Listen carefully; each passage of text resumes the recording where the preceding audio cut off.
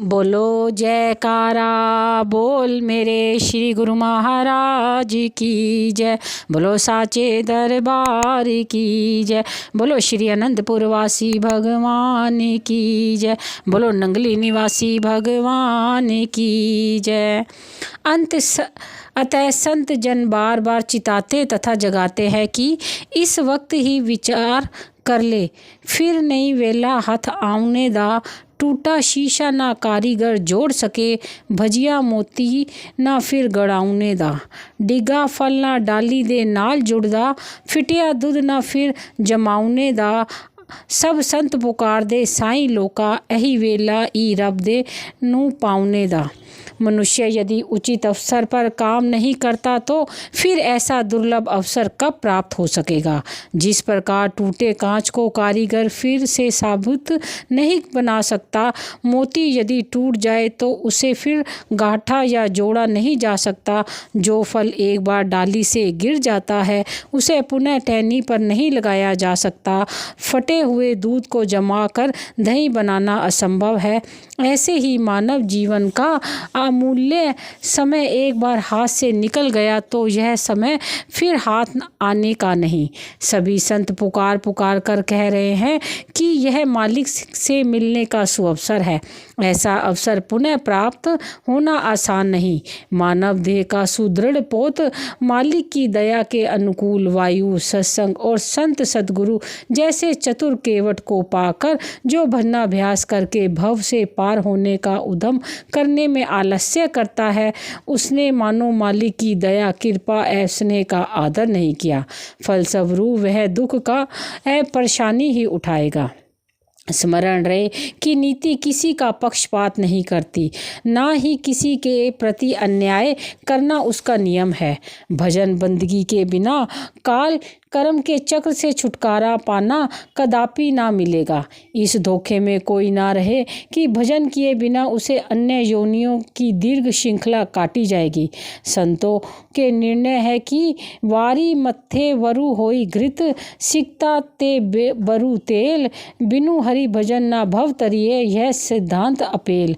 अर्थ, यदि जल को बिलोने से घी निकल आए, चाहे रेत में को पेलने से तेल प्राप्त हो जाए तो संभव है, परंतु यह अटल सिद्धांत है कि भजन के बिना कोई भी भव सागर से नहीं तर सकता।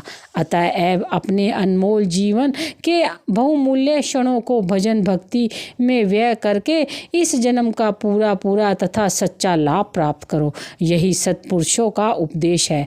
भजन अभ्यास यूँ तो जितना भी अधिक हो सके उतना ही लाभ है, फिर भी रात दिन के 24 घंटे में कम से कम 1 घंटा भजनाभ्यास करना सबके लिए अत्यावश्यक है।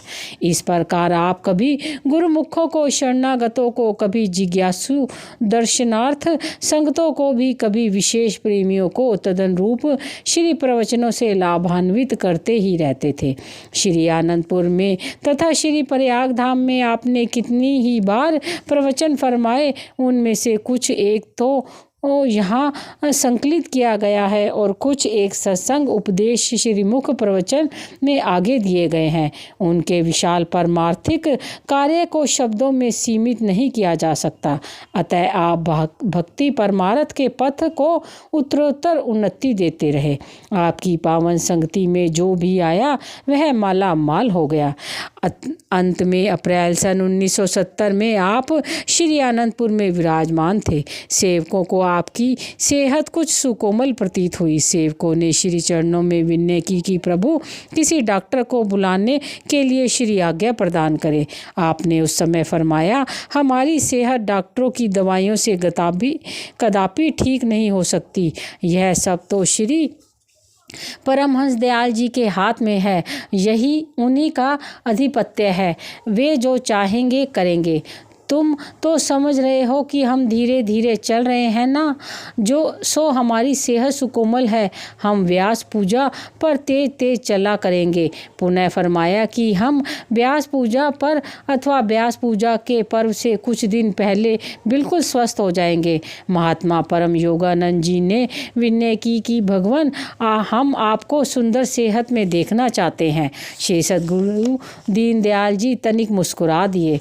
जो विधना तुझे क्या स्वीकार है इसका किसी को भी ज्ञान नहीं होता। सेवक ने तो अपनी हार्दिक अभिलाषा तथा सेवक धर्म के नाते विनय की, परंतु इष्टदेव जिन रहस्यमय प्रवचनों को दोहरा रहे थे उसके लिए किसी को तनिक भी आशा न थी। अभी हृदय अपनी पूर्ण स्थिति को भी प्राप्त ना कर पाए कि आपने भी उन घायल हृदयों पर पुनः वज्रपात करने की ऐसी मोह ठान ली। भाग्यों की रेखाओं पर कौन। वैशाखी का शुभ पर्व बड़ी धूमधाम से मनाया गया। सब संगतों ने अपने अच्छी तरह से प्रसन्नता प्रदान की। अतः अंत में 30 अप्रैल सन 1970 दिनांक वीरवार साय समय श्री आनंदपुर से टकनेरी चक पर पधारे। रात्रि समय वहां पर विश्राम कर 1 मई सन 1970 को प्रातः समय टकनेरी से विदिशा स्टेशन पर कृपा फरमाई तथा रेलगाड़ी की प्रतीक्षा में प्लेटफार्म पर ही कुर्सी पर विराजमान हो गए। उस समय महात्मा अखंड प्रकाशानंद जी साथ थे। वहाँ पर महात्मा अखंड प्रकाशानंद जी ने आपके श्री चरणों में विनय की कि भगवान आपकी सेहत सुकोमल होती जा रही है, आप किसी डॉक्टर से चिकित्सा अवश्य करवाएं। आपने फरमाया कि हम तो बिल्कुल ठीक हैं। हमने श्री आनंदपुर में महात्मा परम योगानंद जी से भी यही कहा है कि हम जब वापस श्री आनंदपुर आएंगे तो तुम्हें अच्छी तरह से चलते फिरते दिखाई देंगे। इतना फरमाकर श्री सद्गुरुदेव महाराज जी तनिक मुस्कुरा दिए, परंतु इस गुप्त रहस्य को कोई भी ना समझ सका। इतने में गाड़ी आ गई और श्री सद्गुरु दीनदयाल जी गाड़ी में विराजमान हो गए। 2 मई सन 1970 शनिवार को श्री प्रयाग धाम पहुँचे। 12 मई सन 1970 को मंगलवार दोपहर के समय सेवादारों को आपने श्री वचन फरमाए, हमारा तो विचार है कि अब महात्मा दर्शन पूर्णानंद जी को सब काम समझा दें। श्री आनंदपुर के कई कामों का उत्तरदायित्व तो उन्हें पहले ही सौंप दिया है। यहाँ श्री प्रयाग धाम में भी सब काम अर्थात श्री मंदिर, तालाब, उर्ली शहर का मकान और निज धाम येवला का स्थान, इन सब स्थानों की कार्य पूर्ति वे स्वयं करेंगे। इतना फरमाकर श्री सद्गुरु दीनदयाल जी मौन हो गए। आप गुप्त रूप से तो उन्हें श्री स्वामी जी, श्री पंचम पातशाही जी सब कुछ समझा चुके थे, परंतु बाह्य रूप से सांकेतिक भाषा में सबके सामने इस रहस्य को प्रकट कर रहे थे। 20 मई सन 1970 बुधवार 7 ज्येष्ठ संवत 2027 के दिन 10:30 बजे आप श्री 108 श्री सद्गुरुदेव महाराज जी, श्री चौथी पातशाही जी ने निजी मौज के अनुसार महात्मा परम योगानंद जी को समीप बुलाकर पूछा कि महात्मा दर्शन अलखानंद जी कहाँ हैं, उनको बुलाओ। महात्मा दर्शन अलखानंद जी को अंदर बुलाकर जब ये दोनों महात्मा जन श्री चरणों में उपस्थित हुए तो आपने फरमाया, हम आप दोनों को एक गुप्त रहस्य की बात कहते हैं। आप दोनों को विदित हो कि हमारे बाद हमारे रूहानी जानशीन उत्तराधिकारी महात्मा दर्शन पूर्ण आनंद जी होंगे, परंतु हमारी यह आज्ञा है कि अभी किसी को इस रहस्य के विषय में नहीं बताना। समय आने पर महात्मा सद्गुरु सेवानंद जी को सब वचन बता देना। वे हमारे आशाद वचन किसी को बताने के लिए कहें तो उस समय तुम सबको ये वचन सुना सकते हो, परंतु पहले किसी के सामने किसी से भी बात नहीं करना। महानिवारण। 27 मई बुधवार को श्री सद्गुरु दीनदयाल जी, श्री चौथी पातशाही जी की श्री मौज पुनः जाने की हुई। निजी सेवादारों ने श्री चरणों में विनय की कि कितने दिन पूना में विराजित होने की श्री मौज है, ताकि जरूरत का सामान साथ रख लिया जाए। श्री वचन हुए कि केवल 3 दिन के लिए। सेवक इस श्री मौज को ना समझ सके और 3-4 दिनों के लिए जरूरत का सामान साथ रख लिया। केवल 4-5 निजी सेवक श्री सद्गुरु दीनदयाल जी के साथ पूना गए। शेष सब संगत श्री प्रयाग धाम में ठहरी हुई थी। पूना में कृपा करने से पहले आपने पुनीत वचन फरमाए, हम 3 दिन बाद लौट आएंगे और श्री आनंदपुर चलेंगे। सभी गुरुमुख आरती, पूजा, भजनाभ्यास तथा सेवा नियम पूर्वक किया करे। सब सुमति से रहना। ये प्रवचन फरमाकर श्री सद्गुरु दीनदयाल जी ने पूना के लिए प्रस्थान किया। उस समय सब प्रेमी गुरुमुखों की आंखों में आंसू भर आए। आहा, महापुरुषों की निजी मौज व लीला यह किस रूप में सामने आएगी, जीव की बुद्धि इसे सोच सकने में असमर्थ होती है। कौन जानता था कि अल्पकाल के पश्चात पुनः प्रेमियों के हृदय पर विरह की बिजली आ गिरेगी। ओह, फिर वह दिन हृदय पर वज्रपात करने वाला विहारक दायक दिन आ पहुंचा, जबकि 30 मई सन 1970 तदनुसार 17 ज्येष्ठ संवत 2027 शनिवार ज्येष्ठ बदी दशमी रात्रि के 2 बजे श्री सद्गुरु दीनदयाल जी विश्राम से उठकर पद्मासन लगाकर पलंग पर सीधे विराजमान हो गए। सेवादारों को फरमाया कि नाम का जाप करो। आधे घंटे के पश्चात अर्थात इसी दिन रात्रि को 2:30 बजे श्री 108 श्री सद्गुरुदेव महाराज जी श्री चौथी पातशाही जी निज स्वरूप में लीन हो गए। सेवादारों ने अस्कमात श्री मुख की ओर निहारा, परंतु यह क्या, यह अस्कमात घटना को देखकर सेवक अत्यंत दुखी हुए और रोने लगे।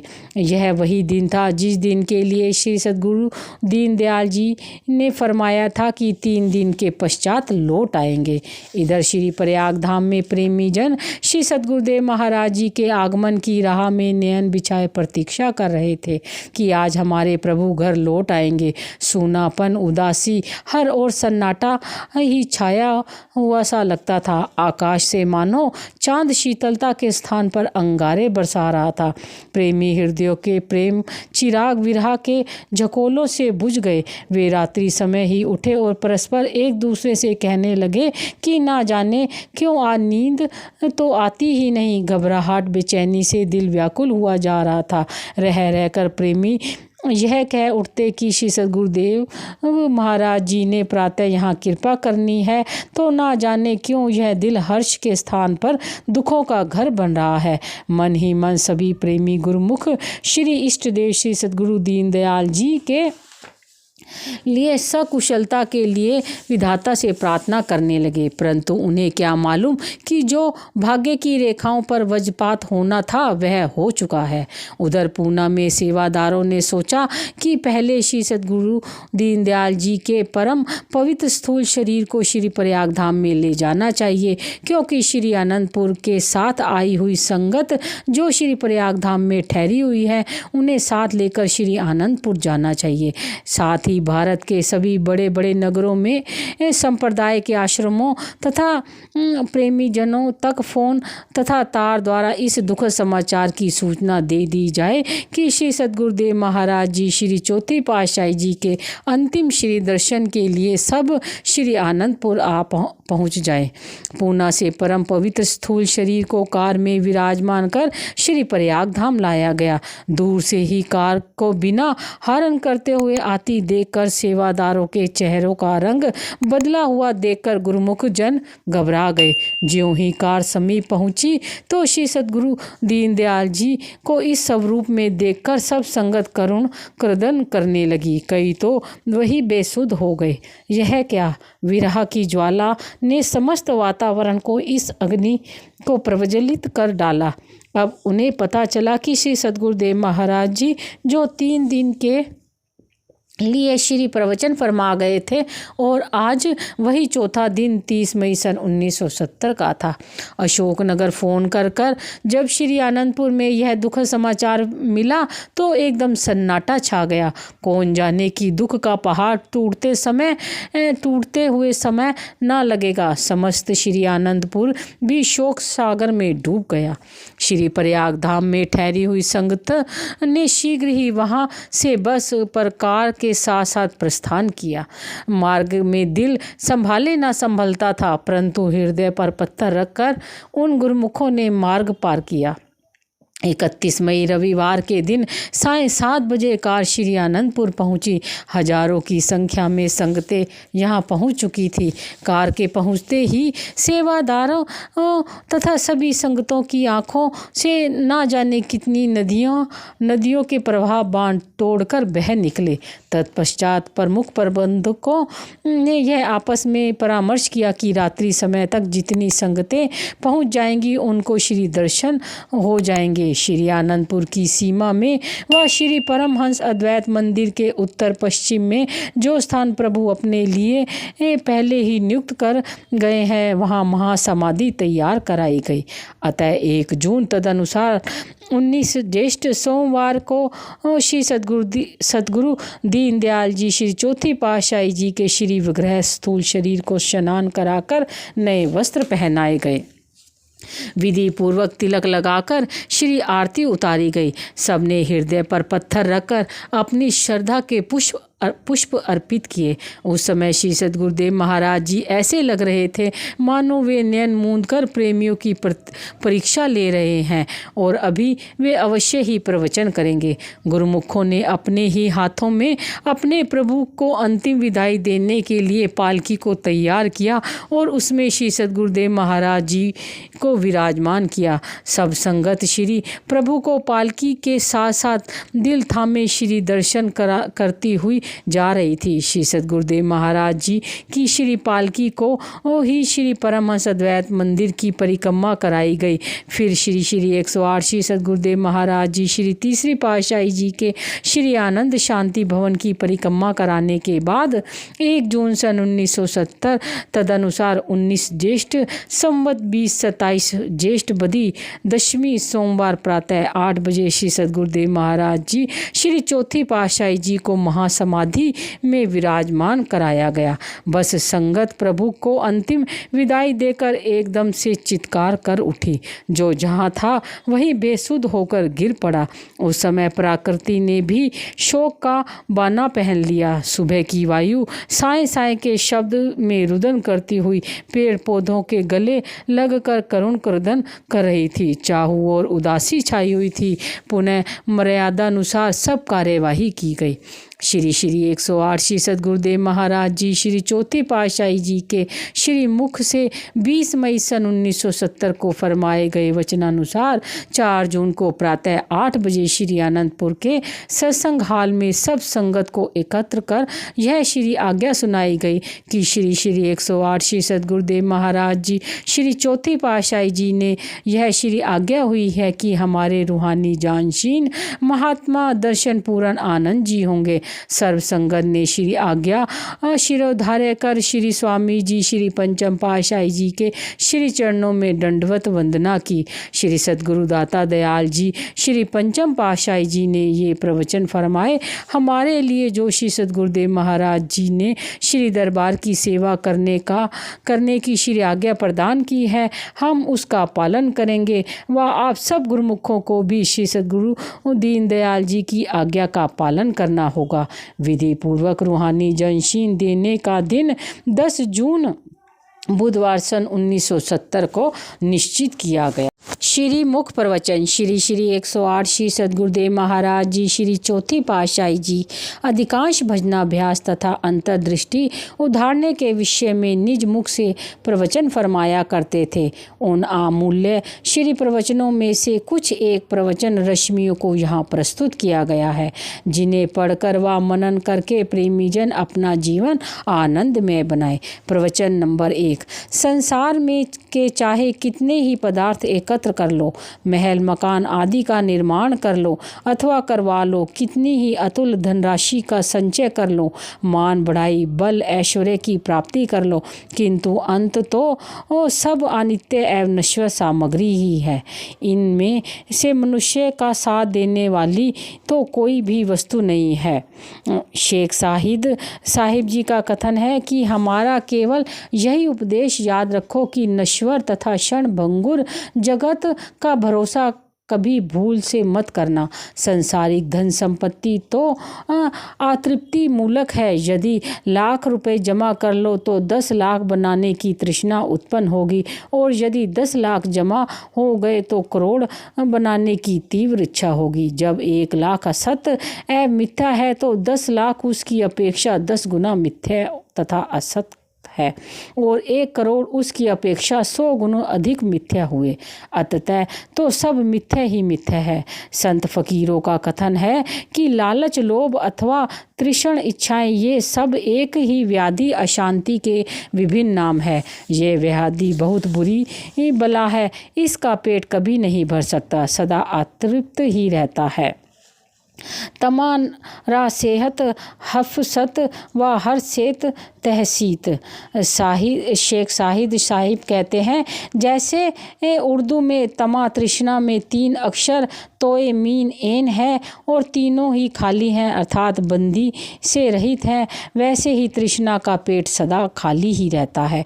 उसे भर सकना किसी के लिए भी संभव नहीं है। भली प्रकार विचार करो तो क्या कभी तृष्णावंत को भी तृप्ति मिली है? कदापि नहीं। जबकि सिकंदर जैसे वैभवशाली सम्राट की तृष्णा अतृप्त रही तो फिर जन साधारण की तृष्णा कहाँ शांत हो सकेगी? तेल कभी अग्नि को शांत नहीं कर सकता, अपितु तो अग्नि शिखा को प्रचंडता अधिक तेज करने वाला, भड़काने वाला है।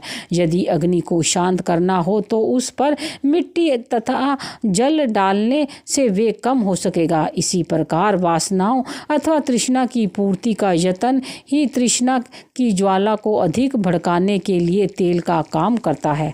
प्रतिपल इच्छाओं को बढ़ाते रहने से उनकी तृप्ति कदापि नहीं होगी। हाँ, वासनाओं को दबाने से, उन्हें बढ़ने व फैलने ना देने से उनके वेग को मंद किया जा सकता है। इसी प्रकार शनै शनै उनके प्रचंड वेग को मद्यंतर बनते रहने से उन्हें बिल्कुल नष्ट किया जा सकता है। इसमें संदेह नहीं कि प्रत्येक मानव प्राणी सुख शांति का अभिलाषी है। तृष्णा ही ज्वाला से दुखी है और सुख शांति की प्राप्ति के लिए दिन रात प्रयत्नशील भी रहता है। इसके साथ वह यह भी जानता है कि आनंद तथा शांति भीतर है, परंतु कर्म इस प्रकार के करता है जो सुख शांति को प्राप्त करने में बाधक है, अर्थात इच्छाओं की बढ़ोतरी में लगा हुआ है, इसलिए इन्हें पाने से वंचित रह जाता है। अपने विचार और बुद्धि अनुसार सुख की खोज करने का परिणाम विपरीत निकलता है कि सुखी होने के बदले पहले से ही अधिक दुखी, अशांत और परेशान होता जा रहा है। यह परिणाम इसलिए निकलता है कि उसके खोजने का ढंग सही नहीं है, वह उस खोज के ढंग से अनभिज्ञ है। वह खोज करता है संसारिक पदार्थों में, नाम भक्ति की ओर ध्यान ही नहीं देता जिसमें सुख शांति और आनंद भरा हुआ है। वास्तविक आनंद तथा इच्छाओं का दमन तो सद्गुरु के शब्द की कमाई तथा गुरु की सेवा से ही होगा, इसके अतिरिक्त अन्य कोई साधन नहीं। अतएव इस सुख को प्राप्त करने का यत्न करना ही मनुष्य का कर्तव्य है। प्रवचन नंबर 2। एक नन्ही सी चिड़िया के घोंसले को यदि देखा जाए तो बुद्धि चकित रह जाती है, अर्थात मानव बुद्धि भी वैसे घोंसले का निर्माण कर सकने में असमर्थ है। इससे स्पष्ट है कि शरीर पालन तथा इंद्रिय तृप्ति के हेतु पशु पक्षियों के पास भी बुद्धि की कमी नहीं है। शरीर पालन तथा कुटुंब पोषण में चिड़िया भी किसी से पीछे नहीं। बुद्धि तो चिड़िया में भी है, किंतु वह मात्र उदर पूर्ति तथा बाल बच्चों के पोषण में सीमित है। इससे अधिक कुछ करना उसकी बुद्धि के बस की बात नहीं। यदि मानव भी अपने विचारों और बुद्धि को केवल धन कमाने, शारीरिक मान प्रतिष्ठा प्राप्त करने तथा सुख भोग में व्यस्त रहने के काम में खर्च करता है, तब तो साधारण जीवों अर्थात पशु पक्षी आदि जीवों जितना ही काम उसकी बुद्धि ने भी किया। यदि यही विचार है तो मानव जीवन के ध्येय की पूर्ति तो ना हुई। अन्य योनियों की अपेक्षा मानव की विशेषता तब ही है जब कि वह भजन भक्ति में मन लगाए, ना कि आठों याम स्वार्थपरता, वासना पूर्ति और भोग लिप्तता में ही गलफत रहे। मनुष्य को मानवता के पद का ध्यान रखना आवश्यक है। जिस प्रकार चंदन की लकड़ी में यदि सुगंधी नहीं तो उसे चंदन कौन कहेगा। सुगंधी रहित होने से वह साधारण लकड़ी के समान ईंधन का ही काम दे सकती है। और बस इसी प्रकार मनुष्य यदि भजन भक्ति का कर्तव्य पालन करने से गाफिल है तो उसमें मानवता की सुगंधी नहीं। मानवता की सुगंधी के ना होने से वह भी अन्य जीव जंतुओं के तुल्य है। मानव जन्म की विशेषता ही यही है कि मालिक का नाम सुमिरन में चित्त लगाए, क्योंकि वास्तविक सुख तो एकमात्र नाम की कमाई भजन भक्ति एवं सद्गुरु के ध्यान से में ही निहित है। संत पुरुष फरमाते हैं कि मनुष्य जन्म रूपी जो दुर्लभ अवसर तथा उत्तम सहयोग प्राप्त हुआ है वह बार बार नहीं मिलता। परम सौभाग्य से प्राप्त हुए इस अमूल्य अवसर को हाथ से व्यर्थ ना जाने दे। इससे पूर्व भी माया ने जीव को धोखा देकर इसे 84 का चक्र कटवाना है और इसके अनेक जन्म नष्ट किए। अब ध्यान देना है कि यह अनमोल समय हाथ से ना निकल जाए। इसी में ही भक्ति की पूंजी को एकत्र करने का काम करना है। प्रवचन नंबर 3। प्रभु प्राप्ति का एकमात्र साधन प्रेम ही तो है, ऐसा कोई और साधन नहीं। सत्पुरुषों की वाणी है। तथ्य भी यही है कि प्रेम के बिना हरि दर्शन कदापि नहीं हो सकते। यही सरलतम साधन है जिसके द्वारा प्रेमी अपने प्रियतम को पा लेता है। भगवान श्री कृष्ण चंद्र जी का उपदेश है कि हे अर्जुन, कर्म धर्म योग साधन और ज्ञान ध्यान से अति सुगम मार्ग है सच्चा प्रेम। सच्चे प्रेम का लक्ष्य ही प्रीतम के स्वरूप में अपने आप को खो देने का है। जिसने अपनी सत्ता को जीवन काल में इष्ट देव के प्यार में मिटा दिया वह सदा के लिए अमर पद को पा गया। उसका कोई कर्तव्य भी शेष नहीं रहता। पुनः फरमाते हैं कि हे प्रिय सखा, जो सच्चे प्रेम और हार्दिक सौहार्द से मुझ पर सर्व समर्पित कर देते हैं वे इस मिथ्या संसार के झमेलों से पार हो जाते हैं और उनकी पहुंच आत्मा तक हो जाती है। जिसकी विश्वपति तक पहुंच हो जाए और उसे और इच्छा ही क्या रही। यही मानव जीवन का उच्चतम ध्येय है। यहीं पहुंचकर मनुष्य भय चिंता शोक कल्पना आदि से मुक्त हो जाता है। योगी का योग, ज्ञानियों का ज्ञान, ध्यानी का ध्यान, तपस्वी का तप। भाव यह है कि संपूर्ण साधन हेतु इसी हेतु ही किए जाते हैं कि मानव को आत्म दर्शन हो जाए। उसकी प्राप्ति का एकमात्र साधन है सच्चा प्रेम, जिसे दिव्य एवं अलौकिक प्रेम भी कहते हैं। यही सबका दृष्टिकोण होना चाहिए। प्रेम अथवा भक्ति एक ही तत्व के दो नाम हैं। इसी के लिए दोनों को मिलाकर प्रेम भक्ति का नाम दिया जाता है तथा जहाँ प्रेम भक्ति का निवास होगा वहाँ ही दृश्य ही कुछ अन्य प्रकार का होगा। जैसा कि गोसाई तुलसीदास जी का भी कथन है कि गरुड़ जी के प्रति काकभूषणी जी का उपदेश करते हुए कहते हैं कि हे गरुड़ जी, जिसके हृदय में माली की भक्ति रूपी चिंतामणि बस जाती है वह हृदय रात दिन परम प्रकाश रूप दिव्य आलोक से परिपूर्ण हुआ रहता है। यह ऐसे दीपक का प्रकाश है जो घी और बत्ती का मोहताज नहीं। चिंतामणि का यह गुण है कि उसमें से दिव्य प्रकाश की किरणें स्वतः ही हर क्षण फूटती रहती हैं। इसी प्रकार मालिक के चरणों में जिसका प्रेम है उसका चिन्ह क्या है? यही कि उसके हृदय में दिन रात प्रेम भक्ति का प्रकाश व्याप्त रहता है। माया मोह का अंधकार उसके निकट तक नहीं फटक सकता। जहाँ चिंतामणि हो वहाँ मोह रूपी दृढ़ता का क्या काम। फिर इस प्रेम भक्ति रूपी प्रकाश को लोभ की वायु चाहे कितनी ही प्रबल हो नहीं बुझा सकती, क्योंकि चिंतामणि का आलोक वायु के कारण मंद नहीं पड़ सकता। अविद्या अर्थात अज्ञान का प्रबल अंधकार इस ज्योति से स्वतः नष्ट हो जाता है तथा मन में जितने भी विकार हैं वे पतंगों के समान इस प्रकाश पुंज द्वारा जलकर भस्म हो जाते हैं। प्रेम भक्ति की यही पहचान है कि मोह माया का अंधकार चित्त में ना रहने पाए। जब तक माया का अंधकार चित्त से दूर नहीं होता वहाँ भक्ति कहाँ। भक्ति रूपी चिंतामणि को तो जब हृदय में बसा लिया जाता है तब अज्ञान का अंधकार और मन के विकार आदि जीव को कदापि नहीं सता सकते। जब तक हृदय में प्रेम भक्ति रूपी अग्नि प्रज्वलित ना हो, संचित कर्मों का विनाश क्यों कर हो, तभी तक संचित कर्मों के संस्कार तथा मन के विकार आदि मनुष्य को क्लेश पहुंचाते रहते हैं। जब तक कि प्रेम भक्ति की अग्नि हृदय में प्रचंड नहीं होती। भाव यह है कि प्रेम का साधन सभी साधनों से उत्तम है। इसके द्वारा साधक का काम अति शीघ्र तथा नितांत सरलता पूर्वक बन जाता है।